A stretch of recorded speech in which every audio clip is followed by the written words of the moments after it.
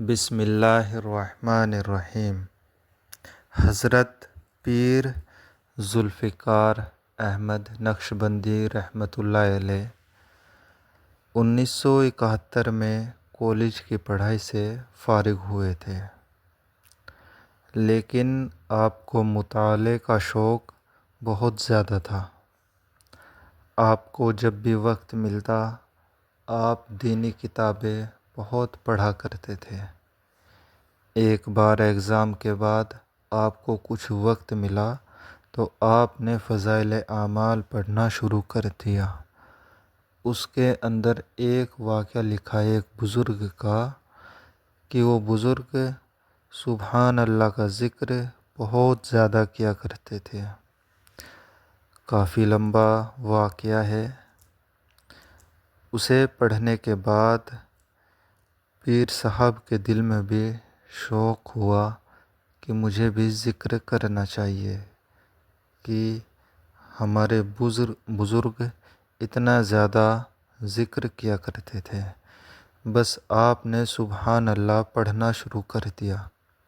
صبح شام بس یہی ذکر جاری رہتا تھا، اور جب کچھ وقت گزر گیا تو اس ذکر کا فائدہ یہ ہوا کہ آپ گفتگو کم کرنے لگے۔ جو فائدہ مند گفتگو ہوتی بس وہی کرتے، بے وجہ نہ کرتے، اور جسم کو جتنا کھانے کی ضرورت ہوتی اتنا ہی کھایا کرتے اور اتنی ہی نیند لیا کرتے۔ جب پیر صاحب کو ذکر کرتے ہوئے لگ بھگ 2.5 سال ہو گئے، پھر آپ کے دل میں یہ شوق ہوا کہ اب مجھے کسی شیخ سے جڑ جانا چاہیے۔ آپ نے اس کے لیے بہت دعائیں کی، یا اللہ مجھے کوئی ایسا شیخ دے دے، پیر دے دے جس سے میں جڑ جاؤں اور روحانیت میں آگے ترقی کروں۔ ایک بار ایک تبلیغی جماعت محلے میں آ کر ٹھہری تو آپ نے اپنی والدہ سے اجازت لی اور رات کو مسجد میں ہی ٹھہر گئے۔ پہلے تو آپ نفل پڑھتے رہے، ذکر کرتے رہے، پھر امیر صاحب نے کہا بس اب سب آرام کر لو۔ پھر پیر صاحب بھی وہیں مسجد میں لیٹ گئے، اور لیٹنے کے بعد آپ نے خواب دیکھا کہ آپ صلی اللہ علیہ وسلم حضرت ابو بکر رضی اللہ تعالی عنہ سے کہتے ہیں کہ یہ نوجوان مجھ تک پہنچنا چاہتا ہے، اس کو مجھ تک پہنچا دو۔ حضرت ابو بکر رضی اللہ تعالی عنہ نے دل پر انگلی رکھی اور 3 بار کہا اللہ اللہ اللہ۔ بس تبھی آپ کی آنکھ کھل گئی اور آپ کے دل کی عجیب کیفیت تھی۔ دل کے اندر ایک گدگدی سی محسوس ہو رہی تھی جو بیان نہیں کی جا سکتی۔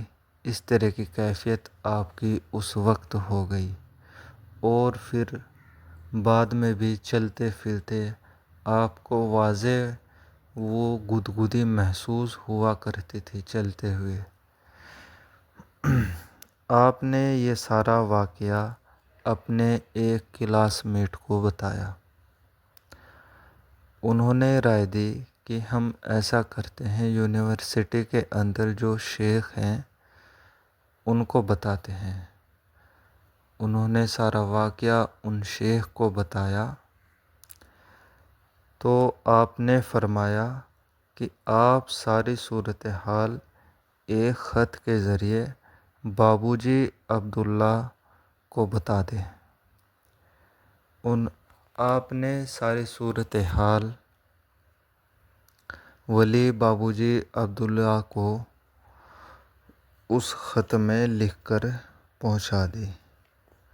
پھر خط کا جواب آیا کہ آپ کو چاہیے کہ آپ کسی شیخ سے بیت ہو جاؤ اور اس کے اندر دیری نہ کرو، نہیں تو شیطان آپ کو بھٹکا بھی سکتا ہے۔ مشورہ کرنے کے بعد آپ نے اوروں سے بھی مشورہ کیا جس سے آپ کر سکتے تھے۔ پھر آپ سید زوار حسین شاہ سے پہلی بیعت کر لی۔ شاہ صاحب نے بہت سی کتابیں لکھی تھی۔ اللہ نے آپ کو یہ کمال عطا کر رکھا تھا کہ آپ کا قلم بہت عمدہ چلتا تھا۔ پیر صاحب سے بیعت ہونے کے بعد آپ نے اپنے اسباق پر بہت محنت کی اور مراقبہ تو کئی گھنٹے کیا کرتے تھے۔ جب یونیورسٹی میں فری وقت ملتا تو آپ مراقبہ بہت کیا کرتے تھے، نفل پڑھا کرتے تھے اور نفل پڑھ کر اللہ سے دعا کرتے تھے، یا اللہ میں مراقبہ کرنے کے لیے بیٹھ رہا ہوں، بس کوئی ڈسٹرب کرنے والا نہ آئے۔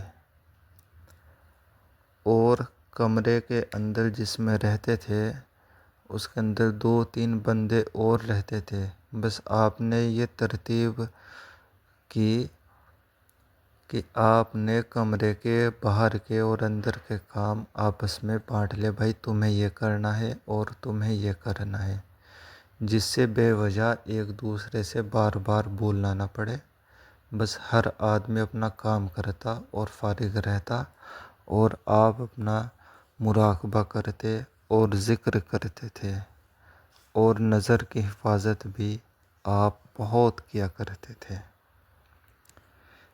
ایسی ہی اور معلومات کے لیے ہمارے چینل کو سبسکرائب کریں، جس سے پیر صاحب کی اور بھی معلومات آپ تک پہنچتی رہے، اور ویڈیو کو زیادہ سے زیادہ شیئر اور لائک کریں جس سے اور لوگ بھی فائدہ اٹھا سکیں۔ السلام علیکم ورحمۃ اللہ وبرکاتہ۔